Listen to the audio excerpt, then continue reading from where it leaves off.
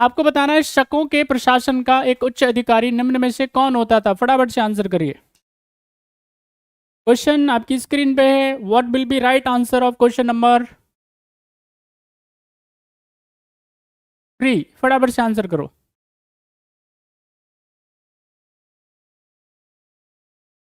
जिन्होंने भी आंसर दे दिया है, अगर हम बात करेंगे किसके बारे में, शकों के बारे में, ठीक है कि नहीं। शक शासकों के बारे में बात करेंगे तो शक राजा को क्या बोला जाता था? शक राजा को बोला जाता था क्षत्रप। राजा को ही क्षत्रप बोला जाता था। बात समझ में आ रही? राजा को ही क्षत्रप बोला जाता था। आप याद करें, छत्रपति शिवाजी, छत्र का मतलब क्या होता है? उनके जो सर के ऊपर छतरी होती है ना, तो छत्रप का मतलब ही क्या होता था? राजा हुआ करता था। अब यहाँ पे शकों को अगर मैं बात करता हूं तो इनकी दो शाखाएं हैं। एक तो यहाँ पे जो नॉर्दर्न इंडिया में रहते हैं, और एक है आपके पास में यहाँ पे, अगर मैं बात करूँ नॉर्दर्न इंडिया की बात करेंगे, जैसे आपके थोड़ा सा ज़्यादा दूर जाने की नहीं ज़रूरत है आपको, जैसे मथुरा, ठीक है कि नहीं, मथुरा में रहते थे। मथुरा के अलावा यहाँ पे तक्षशिला में ये मिलेंगे। आज की डेट में तक्षशिला कहाँ पे? पाकिस्तान में। तो उधर क्या है, यहाँ पे ये रहते थे। इसके अलावा आप देखेंगे कि ये उज्जैन के आसपास के क्षेत्रों में भी पाए जाते थे। सबसे फेमस अगर मैं बात करूंगा शकों के बारे में तो रुद्रदामन आता है। शक क्षत्रप था, बहुत ताकतवर था। रुद्रदामन, बात समझ में आई? सुदर्शन झील के बारे में आपने सुना हो, उसका पुनर्निर्माण करवाता है, रिकंस्ट्रक्ट करवाने का काम करता है उसको। तो शक क्षत्रप यानी ये शासक हुआ करता था, राजा। The right answer is A. Next question, फटाफट से आंसर बताएं। आपको बताना है क्या होगा सही जवाब क्वेश्चन नंबर 4 का। I am waiting for your answers.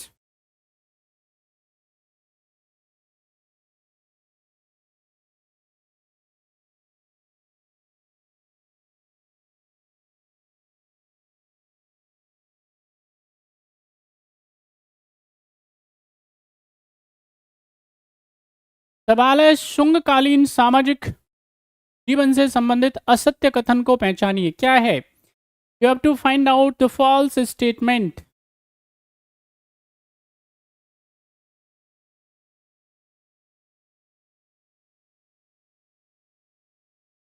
चलिए, अब जिन्होंने भी आंसर दिया है देखते हैं। देखो भाई, शुंगकालीन अगर हम बात करेंगे सामाजिक जीवन के बारे में, सोशल लाइफ के बारे में, तो उसमें क्या है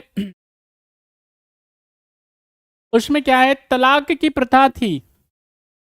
नहीं, ये नहीं थी। बात समझ में आई? ये गलत स्टेटमेंट है।